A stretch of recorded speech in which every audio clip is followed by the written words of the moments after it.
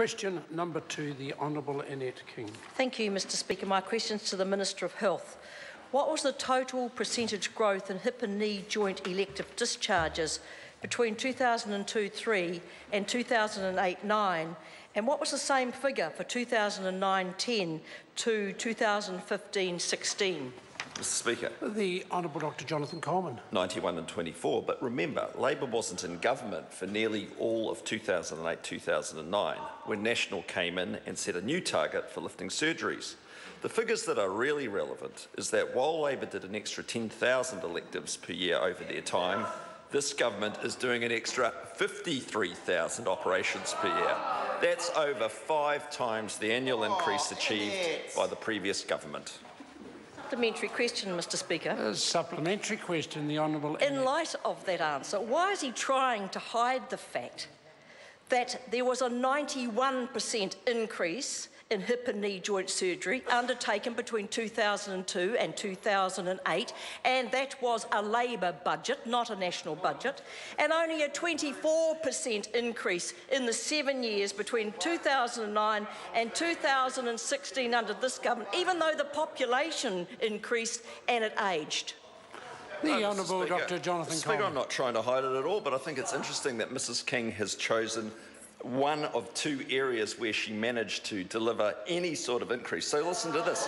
General surgery under Mrs King, down. Heart surgery under Mrs King, down. Ear, nose and throat under Mrs King, down. Gynecological operations under Mrs King, down. Paediatric surgery, plastic and burns, urology and vascular surgery under Mrs King, all fewer operations. Okay. That's called Order. That's called a what? Order. Point of order, the Honourable Annette. The Minister was quoting from an official document. Would he like to table it, please? Easily resolved. Was the Minister quoting from an official document? If so, could he table it? Was he quoting? I won't be tabling that, sorry. Order. No, order. No, actually, I'm happy to table it. Mr Speaker. Supplementary question, the Honourable Annette King. When he claims more elective surgery than ever, why doesn't he tell the people waiting for hip and knee operations in Hutt Valley, Mid-Central, Northland, South Canterbury, Tairāwhiti, Waikato and Wanganui DHBs that they did fewer operations in 2015-16 than in 2014-15? The Honourable Dr Jonathan Coleman. Speaker, quite frankly, overall there's been a 30% lift in hip and knee operations under this government, so that's the fact of it. But I'd also tell them that when Mrs King left office, there were 33,000 people waiting over 6 months for appointments or treatment. Today there's pretty much 0 waiting over 6 months. Order. Supplementary question, Simon O'Connor. Thank you, Mr Speaker. Can the Minister confirm, further to the primary's reference to a previous administration, that the number of elective surgeries was actually cut from 107,880 in 2000-2001 to 105,600 in 2005-2006, a cut of 2,218. Order. No, this is a question I think is designed to do nothing else but to take an opposition party. Order. I have a point of order that I'll address Mr first. Speaker, the primary question posed by Mrs King refers to her time as Minister of Health. It refers to the period when Labor were in government, and so I think that opens it up for questions on that period. I mean, that's just logical. The Minister may well think that, but we're still not going to have questions that are designed to do nothing else but to attack an opposition party. Further supplementary question, Mr Speaker. Supplementary question, the Honourable Annette King. Is Professor David Gwynne-Jones correct in his research published in April 2016 showing people receiving hip and knee surgery under this government are more severely disabled than they were previously? The Honourable Dr Jonathan Coleman. Oh, look, I would have to go and read that surgery because I wouldn't be surprised if Mrs King is selectively lifting conclusions from it. Point of order, Mr Speaker. Point of order, the Honourable Annette King. Mr Speaker, I seek leave to table the article which is in the New Zealand Medical Journal, April this year, in which that's exactly what he said. Order. On the basis that the Medical Journal is not often available to members, I'll put the leave is sought to table that particular order. Members, Leave us ought to table that particular article. Is there any objection? There is not. It can be tabled. Supplementary question, the Honourable Jerry Brownlee. To the Minister of Health. Does he think at some point in the future there may be a realistic challenge to his excellent management of the health portfolio by a futuristic look at the health sector from the Labor Party? Well, I don't know, Dr. Jonathan Mr. Coleman. Speaker, but what I can say is a historical look doesn't look very good at all. I mean, when you look at it, Dominion Post, September 2005, saying it's just unbelievable that you could put so much extra money into the health system but make it worse. Supplementary question, Simon O'Connor. Thank you, Mr. Speaker. To the Minister, what reports has he seen around the number of elective surgeries between 2001 and 2006? The Honourable Dr. Jonathan Coleman.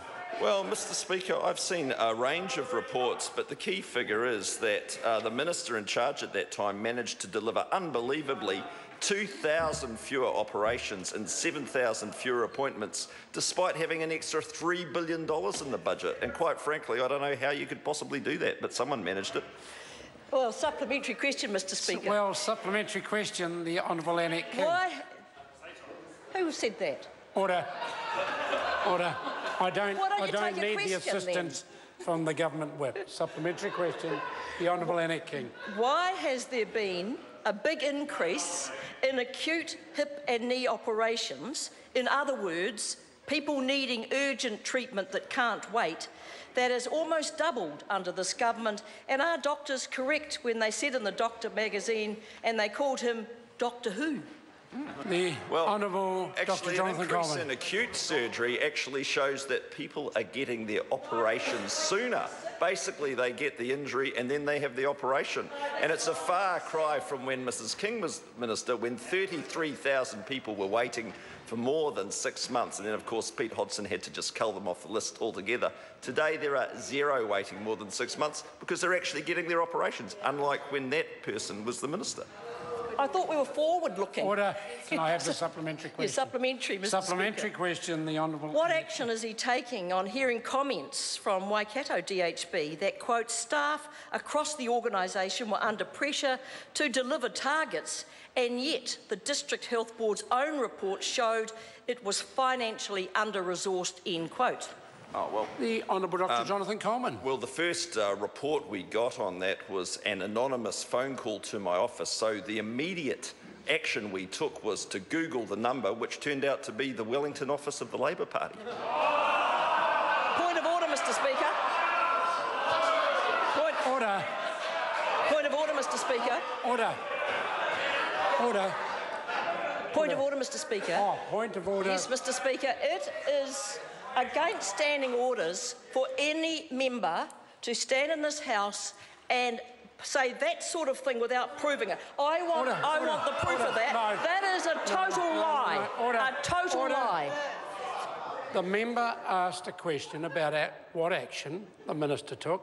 The minister took... order. The minister... Order. The minister gave an answer to the action he took. If in any way the member now feels she's been misrepresented, then the place for that is to refer to Standing Order 359. Order, Mr. Speaker. I will hear on the point of order, but if it's in regard to the matter, I just wanted to... No, what I wanted to say was, in your summary of the member's answer, you said the action he took. What he said was, it wasn't the action. He said he received information, anonymous information, and it came from the Labor Party, and I want that tabled. The member... Order. The member is now trifling with the chair. I've dealt with the point of order. The member may well debate the answer that was given, and if she feels strongly enough about an issue of potential misrepresentation, I've given her guidance for what to do. But it's not about continuing points of order in this House on that matter. Question number 3. Order. Order. Order. If the member wishes to proceed for further conversation in the lobbies with the Minister, she's more than welcome. In the meantime, I'm calling Todd Muller, question